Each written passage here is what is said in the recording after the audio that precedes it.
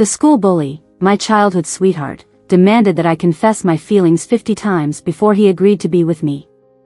After failing for the 49th time, I gave up. For the last time, I chose to love myself. In the corner, Alan, the genius chess player who had recently risen to fame, held me in his arms, looking distressed. Molly, can you consider me now? On the university campus, I confessed to Ryan for the 49th time. Ryan smiled and patted my head. Molly, I'm sorry, I still can't say yes. Laughter from classmates surrounded us. Mandy, the campus belle, stood next to Ryan with a smug look. Molly, why bother? How many times is this now? You're not tired, but we are exhausted just watching you. She then patted Ryan's shoulder. And you, can't you reject someone more gently? Ryan shrugged helplessly. Their intimate actions seemed full of ambiguity. Ryan approached and put his arm around me, saying, We're going for lunch, come with us? Fool. He always did this, rejecting me and then giving me the illusion that I might succeed if I tried harder next time. I gently stepped away. No, I have a few more legal articles to memorize. I need to go back to study. Ryan seemed used to my refusals for study-related reasons, scoffing coldly. Boring. Then he hugged Mandy and left. Boring is what Ryan often said to me. Why are you always wearing pants, so unfeminine? Boring. We're in college, but all you do is study. Like a bookworm. Boring. Other girls can cook, but not you? Boring. So, I changed my carefree personality, learned to wear skirts, and make bento lunches. I tried hard to become the gentle and cute girl that Ryan liked. But those weren't me. I took off the bow from my head and gave the lunch I made for Ryan to the janitor cleaning the campus. While studying legal articles in the dorm, I received a message from Ryan. For the 50th confession, don't wear that dress today, it's too ugly. Perhaps because I hadn't replied for so long, Ryan sent a second message. My mom said she hasn't seen you in so long. Come over for dinner this weekend.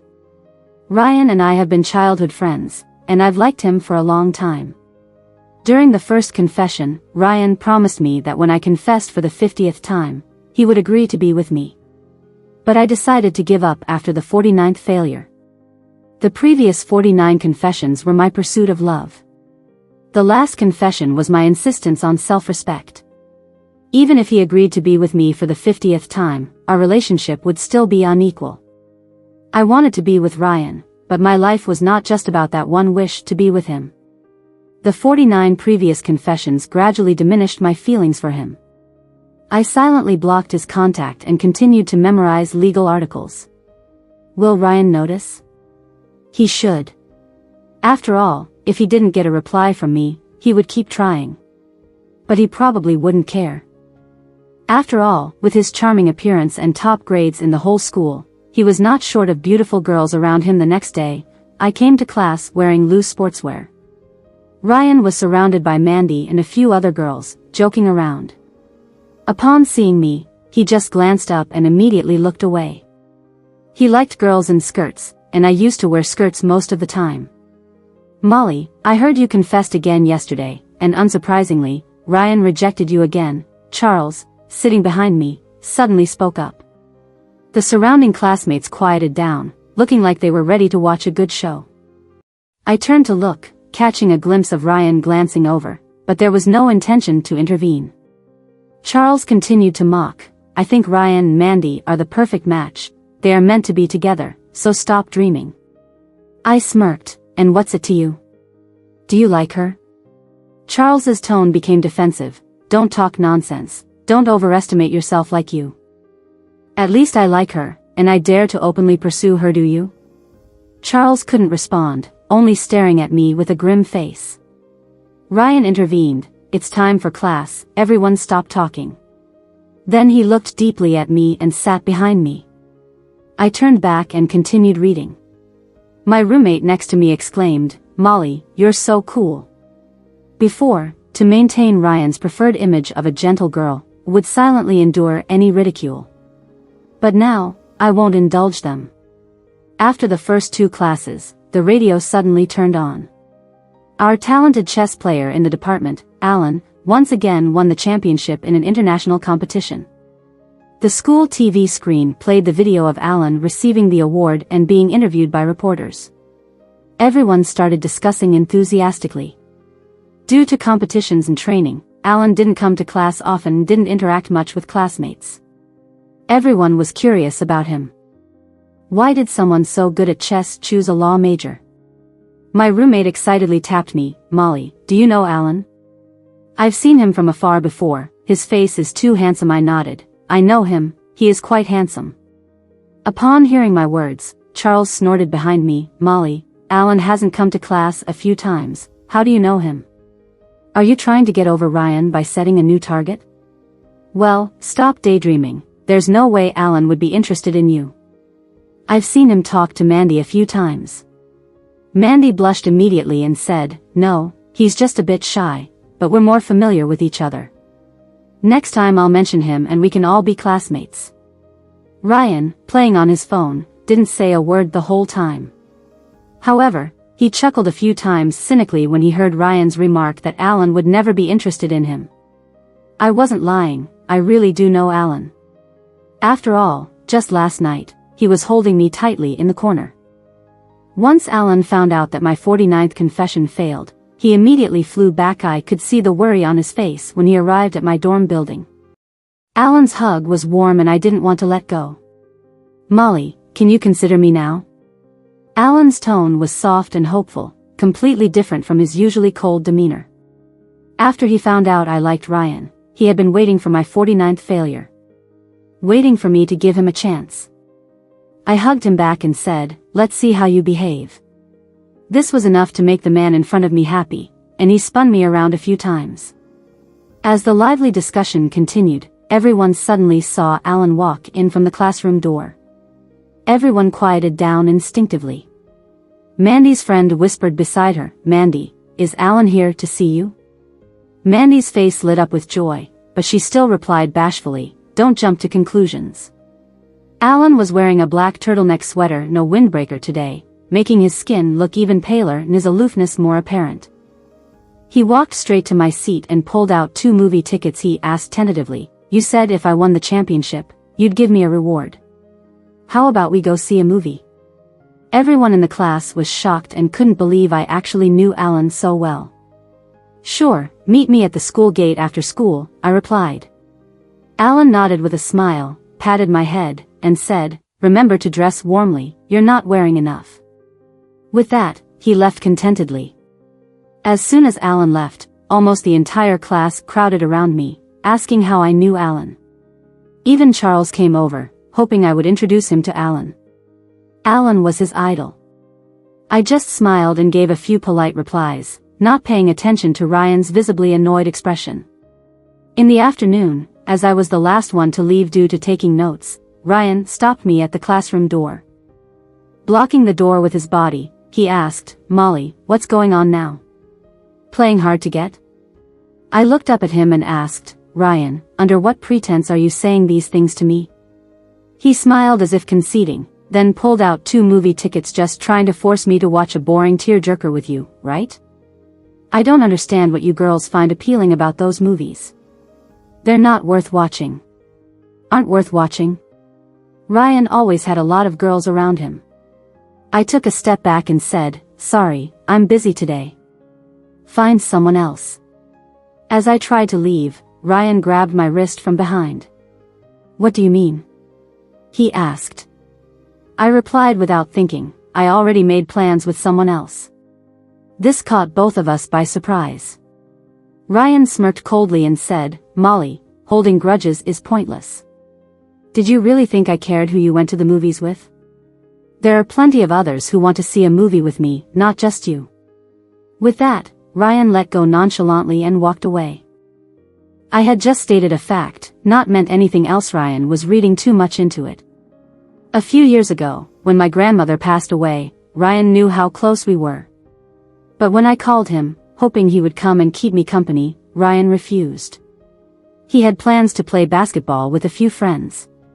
His response back then was, I already made plans with someone else, I'll hang out with you tomorrow. He even sounded impatient. Ryan did come to visit me the next day, but by then, the moment I needed him the most had passed. Maybe he saw it as my way of getting back at him, but I wasn't that petty. Retaliation would mean I still care, and I'm slowly learning not to. At the school gate, Alan stood in the snowy ground, leaning against a black car, not knowing how long he had been waiting. Even though he wore a mask and a hat, his towering height of 6 feet 2 inches and his innate aloof aura made him the most eye-catching figure in the crowd. When he saw me, the dark eyes of Alan suddenly lit up, and he pulled me into a hug. Startled, I tried to push him away. But he didn't move, and his lips were close to my ear as he cooed, "Just a hug, I've been waiting for you here for so long," freezing. At that moment, Ryan, who had just left the school gate, saw this. His expression changed slightly, but in the next moment, he returned to his casual self and walked past us boldly. Soon, Alan let me go and led me to the car. In the car, I looked at him curiously. "When did you get your driver's license? Wasn't George driving you around before?" George was Alan's manager. Alan blushed slightly. "I just got my driver's license last month. Can't keep trailing a third wheel around while chasing girls, can I?" I blushed slightly upon hearing this. At the movie theater, I went to buy popcorn, leaving Alan waiting for me. As I returned, I saw him being surrounded by several girls asking for his contact information. He looked at me helplessly. "What did you tell them?" He asked. "They asked me to tell them that my girlfriend is watching me, and she probably wouldn't agree," Alan replied glumly. Upon hearing this, I coughed and handed him the bucket of popcorn, then turned and walked into the theater. Alan quickly caught up. I couldn't see his face, but I knew he was smiling. After the movie ended, Alan dropped me off at the dormitory. As I turned to leave, he suddenly took off his mask, pulled me into a waist hug, and kissed my forehead. A gift box was in my hand out of nowhere. After the quick peck, Alan blushed and hurriedly got back into the car, fumbling a bit before driving off.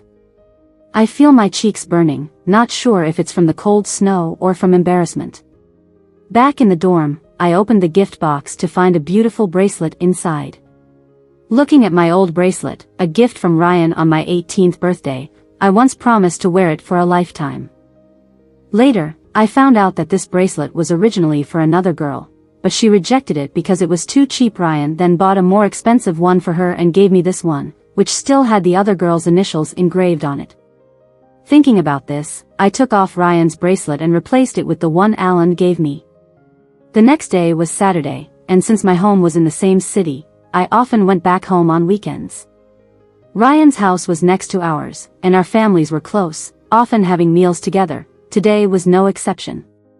Ryan's mom brought a bunch of groceries early in the morning. I hurried to help her carry them in. His parents had always been very kind to me, so I respected them a lot. Ryan followed his mom and looked at me coldly. "We forgot to buy chili and garlic. You two go out and get them," his mom said. I and Ryan exchanged a glance. There was no reason to refuse, so we went out together. Suddenly, my phone buzzed, a message from Ryan, a cartoon cat saying he missed me. Chuckled. "Have you reached the airport? Alan is flying out today for training. His phone will be confiscated upon arrival.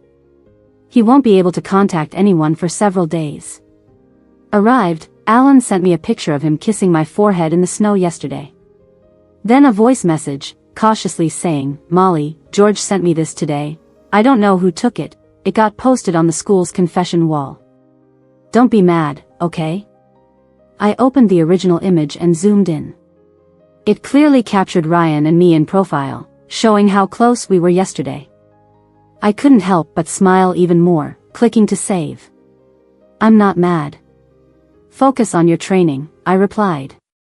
"Okay, boarding now, wait for me to come back," he said. I couldn't help but laugh. Was this really the same aloof, self-contained genius chess player from the news? Suddenly, the surroundings became noisy. I looked up to see a few girls approaching Ryan for his contact. Ryan glanced at me and cheerfully took out his phone. Sure, being liked by beautiful girls is my honor. The girls were delighted by his response, inviting him to hang out with them. Ryan said he had something to do and maybe next time. Reluctantly, they left. I used to feel upset and angry seeing such scenes. Now, I could almost see through Ryan's fake smile. Ryan suddenly came closer. Are you angry? I calmly replied, no. Take me off your blacklist, I'll delete those 2 girls I just added, Ryan said confidently, as if he knew I would agree. I ignored him. Suddenly, Ryan snatched my phone from my pocket. Quit being stubborn. Do you really want to ignore me forever? If you remove me, we can go back to how we were. Ryan raised the phone high. I reached out to get it back, revealing my delicate wrist. Seeing the bracelet he gave me, Ryan's pupils contracted, and he grabbed my hand. Where's your bracelet? Looking at Ryan's stunned expression, I took back my phone. I don't know where I lost it. Don't know? You said you would wear it forever. If you're thinking about where you lost it, let's find it together. Ryan grabbed my hand to go find it. I pulled my hand back. Isn't it just an unwanted bracelet? Why are you in such a hurry? Unwanted? I bought that specifically for you. I couldn't stand his hypocritical look. The letters on the bracelet aren't even my name. Can you still say it was bought specifically for me? Ryan stood still, perhaps even he forgot who the bracelet was originally for. I turned around. Go buy things on your own, I'm going home.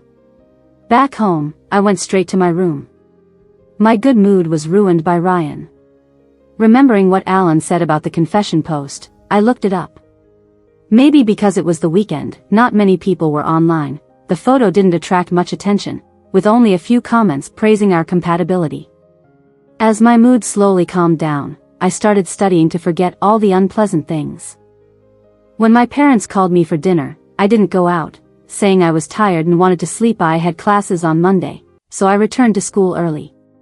For some reason, I felt like everyone around me was staring and whispering, and I wondered if I accidentally came in wearing pajamas. Entering the classroom, I saw Ryan holding his phone, and his eyes looked at me with coldness. I glanced over, and on his phone was a picture of Alan kissing my forehead. A girl next to me exclaimed loudly when she saw me, "Thank goodness Mandy knows the inside story, otherwise we would have thought someone was Alan's girlfriend." Mandy smiled awkwardly. Ryan and I have been childhood neighbors. He's always been polite. He doesn't know how to reject these kinds of girls. I have talked to his mom about him multiple times, but he's always worried about hurting those girls' feelings. Hearing this, I roughly understood what was going on. It seemed like everyone was waiting for my explanation, but I just sat expressionless in my seat, took out my phone, and checked the confession wall. Initially, many people admired us, commenting on how well matched we were. But then someone anonymously posted a long message late at night, accusing me of chasing after Alan and being clingy. Many others piled on, saying they saw me constantly clinging to Ryan, accusing me of playing both sides. The public opinion is overwhelmingly condemning me. Suddenly, a girl sits next to me. "Molly, you really just know how to pester people endlessly, first Ryan, now Alan." She tells me to give up early, that Alan will never like me, he likes girls like Mandy. Others chime in too, saying if Alan really liked me, he would have come out to clarify things by now, indicating he doesn't care about me. Mandy walks over to Ryan's seat, looks at him. "Don't spread rumors. Even if Alan likes me, I need to think about it." I don't respond, just pick up my book and start reading. No matter how much is said, it's useless. People will only believe what they want to believe. Final exams are next month. I must ensure my GPA is high enough to achieve my goals for next semester. Suddenly, Mandy exclaims from beside me, "Ryan, is this for me? How did you know I love this brand of chocolate?" It turns out Mandy saw a beautifully wrapped box of chocolates on Ryan's desk and was about to open it. Ryan snatches it away. Mandy looks puzzled. Ryan pats her head. "Be good, I'll get you better ones next time." Even the clueless Mandy understands it's not for her, looking slightly embarrassed. "It's okay, I'm actually tired of chocolates lately." Ryan puts the chocolate on my desk. "Since I don't like it anyway, might as well give it to someone." Everyone is surprised, not expecting Ryan to make a friendly gesture towards me. This is the first time Ryan has voluntarily budged towards me. In the past, I was always the one to make peace after a fight. Mandy's expression is strained, but she still forces a smile. After such an incident, Molly should have something sweet to ease her mood. I pushed the chocolate away, coldly saying, "My desk isn't a trash can, don't give me your unwanted stuff." No one around expected me to reject Ryan. Ryan picks up the chocolate, his face showing irritation, but he restrains himself due to the public setting. Fine. To prove it's indeed unwanted, Ryan throws the chocolate in the trash can. Mandy's expression worsens, considering she just said she wanted the chocolate. Now Ryan threw it away, not giving it to her. I thought this matter would blow over soon, but it kept escalating and potentially heading towards an even bigger issue. Almost the whole school knew. I could feel the stares and whispers wherever I went. But it didn't affect me. I continued to do what I needed to do, ignoring everyone's gaze. One time, I returned from the library restroom to find an insulting note left on my seat. I look around, see no suspicious people, and quietly put it in my bag. The incident eventually reached the school leadership. A teacher talked to me. "I completely believe you didn't do this, but with the rumors spreading, to ensure your mental well-being, how about taking a week off to go home and rest?" I know the teacher means well, as teachers fear students getting into trouble the most. However, I still refuse, calmly and firmly saying, "I won't go home, this doesn't affect me. If there's nothing else, I'll go to PE class now." Seeing they can't persuade me, the teacher lets me go. While getting equipment for PE, I run into Ryan standing in a corner. Recently, I've been treating him like he's invisible. People also notice Ryan's demeanor worsening, becoming more temperamental. I intended to continue ignoring him, but he grabs my arm. "Let's make it the 50th confession, I'll say yes when we're together, the rumors will end by themselves." I pull away. "No need, I'll handle it myself." My confession ended after the 49th time. Hurt flashes in Ryan's eyes, followed by a bitter smile. "Molly, how long do you want to keep playing? Or do you really want to be with Alan? Hoping he'll come to your rescue? Don't daydream. He's too high status to not have seen any women. How could he possibly be interested in you?" I don't respond, just walk past him. I know Alan has been in training and probably doesn't know what's happening. But if he finds out, what will he do? Even if he wants to speak up, George might not allow it. One weekend morning, I enjoy sleeping in, only to be abruptly woken by my roommate shaking the bed. "Molly, wake up, watch this video." Reluctantly, I take the phone and see an interview video of Alan. He's showing the chess knowledge he memorized in his phone's notes to a reporter. The camera pans to Alan's phone wallpaper. It's a picture of him kissing my forehead. The sharp-eyed reporter immediately asks, "Who's the girl in the wallpaper?" "Your girlfriend?" Alan, displaying a rare smile, says, "Not yet, but I'm working on it, hopefully soon." This instantly wakes me up. Checking my own phone, I see a message from Alan, "Boarded the plane, waiting for me." In the dorm, my roommates envy me over the talk of Alan's girlfriend. The topic of Alan's girlfriend quickly spreads online. Opinions vary, but most are shipping us. I know this matter has caused quite a stir at their school. Girls have been getting blamed. Little did they know, the reality is like this. "Alan is so good, sister, hurry and say yes." My phone is filled with messages from others. I don't reply to any. I get up, get ready, then head to the library. People still whisper about me on the way, but it wasn't the disdain from before. Now it's envy starting to show. I study until late, receiving a message from Alan, "Waiting for you at the library entrance." I packed up my stuff and saw Alan in the corner. It had been days since I last saw him. He seemed to have lost weight. Training must have been tough. As I got closer, Alan rested his head on my forehead. I reached out to hold him. "What's wrong? Don't move, let me recharge you." While talking, Alan's warm breath tickled my neck. He reached out and hugged me tightly, rubbing his head on my shoulder. "I'm sorry, I didn't know you were going through all this at school." I didn't blame him. "It's okay, I reported it to the police a long time ago. If there's a problem, find the police." I had already reported it to the police when the incident happened. I didn't mention it to avoid arousing suspicion. Alan nodded. "No one can bully my Molly."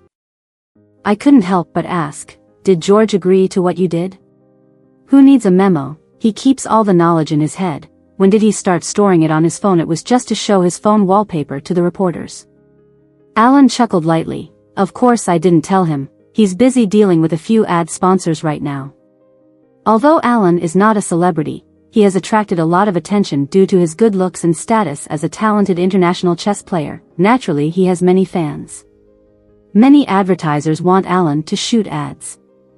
Alan's actions today undoubtedly shattered the hearts of many fans. After a moment of silence, I heard my own voice. Alan, let's give it a try. I had made this decision when I saw Alan outside the library just now. I had to admit, I felt happy inside when I heard Alan express his love openly. I think, maybe I've liked Alan for a long time. Since I was clear about my feelings, I didn't want to string him along anymore, I just wanted to be with him. Alan stopped rubbing my neck and asked somewhat incredulously, Molly, what do you mean by that? I smiled brightly. It means let's try dating. Alan's bright eyes looked at me with joy. Try what? I don't do trying. If you agree, you'll be stuck with me for life. I nodded firmly. Then it's for life. No one's scared of anyone. Outside the library, there was a boy with red eyes from happiness. In the following days, Alan really stuck to me. Since there were no competitions during this time, and no training sessions, as soon as Alan finished class he would come find me. Sometimes when we ran into Ryan on the way, his eyes always carried a hint of complexity. Whenever that happened, Alan would block my line of sight. Don't look at him, look at me. He almost wanted to be by my side all the time. Like today, while I was still in class, Alan texted me. Class over? Let's have dinner together. I replied with a smile, okay. Unexpectedly, Ryan also sent a text at that moment. Wait by the classroom door after class, I have something for you. I wondered if he had sent it to the wrong person, since we hadn't been in contact for a long time. So I didn't reply at all. After class, as soon as I walked out of the classroom I saw many people running outside, saying there was a fight happening. I had a bad feeling, so I hurried outside. It was indeed Alan and Ryan. A few boys were pulling them apart. Mandy was checking Ryan's injuries, so I ran to Alan. Are you okay? Why is your hand bleeding? Alan had initially wanted to go and punch Ryan, but calmed down slightly when he saw me. I was about to take Alan away. Ryan's voice came from behind. Molly, are you blind? I'm more seriously injured. Why are you only concerned about others? I turned impatiently. Don't you have someone with you? What's wrong with caring about my boyfriend? Stop bothering me. I caught sight of a jewelry box falling from beside Ryan. It might be the thing he wanted to give me. Ignoring the hurt look in his eyes, I took Alan away. I didn't need anything he had to offer anymore. I hailed a cab, planning to take Alan to the hospital. Alan refused to go to the hospital, insisting he had a first aid kit at home, so we had to compromise on going to his place. This was my first time at Alan's place. It was a house he bought on his own. Ouch! While applying the medicine, Alan kept shouting in pain, exuding a sense of grievance. I looked serious. You know it hurts, so why get into a fight? Don't you know how important your hands are as a chess player? How will you play chess if you ruin them? But Alan was firm. Even if I lose this hand, I won't allow anyone to speak ill of you in front of me. Seeing it was for me, my heart softened. Silly. Alan leaned in, coyly saying, it still hurts. I pushed Alan's head away. You're exaggerating the pain. Alan refused to move. He lifted me onto the couch, making me sit on his lap. As our eyes met, Alan's gaze began to carry a hint of allure. I felt his breathing quicken. Is this all right, Molly? My response was a kiss I planted on him. Reacting, Alan's hand cupped my cheek, the other at the back of my head. Deepening the kiss. I couldn't help but wrap my hands around his neck. In the break between kisses, I said, silly, when kissing your girlfriend, you don't need to ask, just hug and kiss passionately. And in return, I was met with an even more passionate embrace from Alan. The next day, I saw Mandy's social media post announcing that she and Ryan were officially together. Many people liked and praised them as a perfect match, but I didn't feel anything about it. With final exams approaching, I focused all my energy on studying and asked Alan to not disturb me. Despite feeling a bit upset, Alan understood and didn't bother me, as he also had exams to prepare for. I once asked Alan why he excelled in chess but chose to study law. He explained that his parents, both lawyers, never considered his opinions due to their rocky relationship. They wanted him to at least graduate in law before pursuing chess further. Initially resentful, Alan's perspective changed when he met me, finding his parents' decision to be the best. We embraced, feeling content. During the university exams, which could last for weeks, Mandy was taken away by the police for online defamation, instigating others to insult people. It turned out that all those hurtful words before were fabricated by Mandy. Eventually, she publicly apologized at school, ending the scandal as everyone ridiculed her. Mandy and Ryan broke up shortly after.